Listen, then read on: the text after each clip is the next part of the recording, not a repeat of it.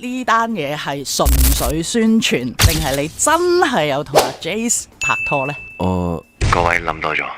近期 YT Jace 古天樂宣萱嘅 CP 營銷策略喺網上引起好大迴響，網民反應極端，一方表示支持，另一方強烈反對。今日我哋就一齊睇下最近 CP 營銷嘅爭議。你呃人唔好講大話。先講下 YT 周欣婷同 Jace 陳凱詠，佢哋呢對 CP 係源於 YT 演唱會中 Jace 被受邀當嘉賓，當時佢哋喺台上表演合唱歌曲 Senorita， 喺表演期間 Jace 唔小心棘親，而 YT 即刻伸手扶住佢嘅腰。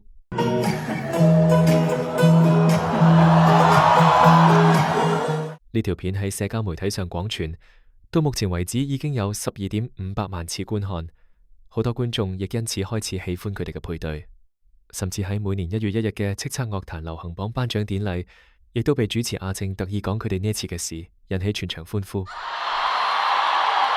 你睇佢笑到，我唔信會笑到咁咯。其實人哋扶一扶你會笑到咁嘅咩？其後喺佢哋各自嘅訪談，亦會被提及同對方嘅關係，觀眾亦都開始對呢個 CP 有各種期望。喺演唱會 Senorita 你嗰個樣真係假，唔係嗰個就係假咯，嗰個就係尷尬樣咯。唔係，即係嗰個唔係啦。我個樣喎，因為嗰個樣係叫嬌羞啊。嗰個叫尷尬啊。嗰個唔係嘅，嗰個耷低頭。你嗰個心入面嗰個一聲。買啊！阿 J 同你講，Yan Ting，其實我喜歡你很久了，咁怎麼辦咧？我會講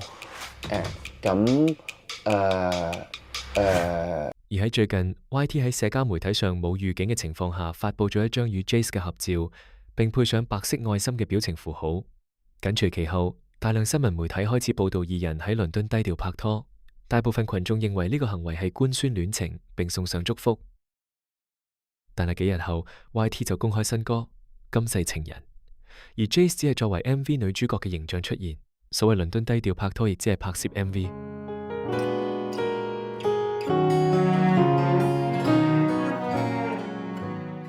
呢個營銷行為讓網民大感失望，並紛紛批評此舉欺騙觀眾嘅信任，罵聲連篇。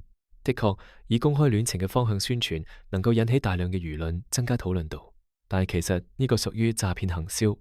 首先係空降、假官宣，模擬真實藝人認愛模式，附上親密擁抱照同愛心符號。呢個係利用觀眾嘅同理心同祝福心。然後就係揭曉，觀眾被告知係 MV 宣傳手法，大眾被假消息呃入嚟睇 MV， 最終消耗咗藝人嘅公信力。當呢種最高級嘅情感被發現，只係為咗換取點擊率時，觀眾會產生強烈嘅被剝削感。好似大家都誤會咗喎，咁一個白色心心，因為我都上網 search 嘅，即係我白色代表純潔嘅柏拉圖友誼咁樣啦。我係咁樣嘅，即係有少少箍頸嘅，因為真係我哋拍嘢啫嘛。佢哋利用傳媒同網民對官宣嘅敏感度，故意製造一個虛假嘅信息真空。喺經濟學上，呢個叫欺騙性行銷。當謎底揭曉係 MV 宣傳嘅時候，觀眾冇參與感，只有被玩弄感。而古天樂同埋宣萱，佢哋係一對老拍檔，自1994年起合作次數高達10幾次，包括《寵物情緣》、《刑事偵緝檔案》、《尋秦記》等。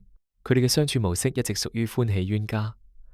古天樂作為香港演藝圈頂端嘅存在，唔少藝人對佢鞠躬盡瘁，唯獨宣萱完全唔怕古天樂，經常喺公開場合同古天樂頂嘴。而兩人至今亦都未公開私人感情生活，引起粉絲無限遐想。嗰日唔吉過我唔開心㗎喎。傳聞就係呢個世上只得你一個係對住鏡頭可以吉佢喎，係咪㗎？梗係唔係啦。我澄清翻先，佢唔對住鏡頭都係吉㗎啦。隨住《尋秦記》電影版上映，二人經常同行宣傳，呢對 CP 再度引起討論。《尋秦記》講述古天樂飾演嘅項少龍，分別同宣萱飾演嘅烏廷芳、郭羨妮飾演嘅琴清同滕麗名飾演嘅善柔，有各自嘅感情線。其中以宣萱同古天樂最為歡迎。先引起討論嘅係二人一齊嘅《尋秦記》宣傳直播，佢哋之間嘅互動引起咗大眾同媒體嘅關注。今期流行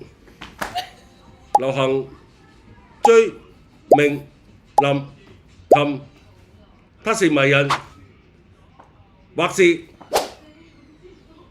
好啦，夠啦。而喺《無時空之戀》發佈前幾日，佢哋喺金像獎中嘅互動再度引起熱議，成功為 MV 發行作鋪墊。哇！果然仲有喎！哇！唔做選擇，全部要晒啊！咁但係點解會揾我同你一齊辦？哦，因為你喺編劇界裏邊嚟講咧，你係令到最多編劇得到快感嘅演員嚟嘅。其他人講呢句嘢其實冇乜嘢嘅，但係你講好似有啲另類意思咁嘅。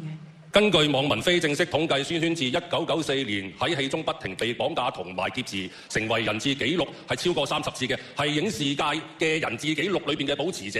啲人話有宣傳嘅地方咧，就會有人綁架喎。阿媽的多次綁架嚇，你落街買餸又俾人綁架，跟住去打麻雀又俾人綁架，綁到咧我都攰啦。得啦，夠啦！但係 MV 發布後，支持者反應兩極，除咗支持外，有粉絲反對古天樂以消費 CP 嘅方式作營銷。亦都有粉絲不滿古天樂鼓吹粉絲支持 CP 嘅綁定，同時因先前有 CP 粉對郭羨妮嘅不禮貌言論，亦都引起不滿。部分粉絲認為喺呢個時刻公佈羽宣萱嘅 MV 係喺默許嗰啲激進行為。雖然同樣係 CP 營銷，但兩者嘅爭議本質有着區別。YT Jace 嘅爭議，反對者身份在於路人、一般聽眾，反感原因係被假新聞欺騙嘅憤怒。喺心理層面上，普羅大眾將其視為認知詐騙，即真相同宣傳不符；而古宣嘅反對者身份在於核心粉絲、唯粉、資深影迷，反感原因係對行銷倫理同過度收割嘅質疑，惹嚟粉絲圈分裂，顯得冷漠。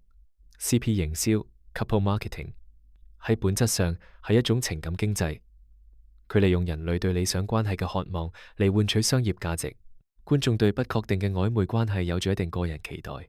透過觀眾自身嘅幻想同投射，填補情感需求，增加對藝人嘅黏稠度。但過分使用 CP 營銷會減少藝人個人發展嘅可能性。而至 YT Jace 嘅案例，近年大眾對假消息更為敏感。當假官宣被揭穿，觀眾會對藝人未來嘅所有發言產生質疑，導致真實性危機。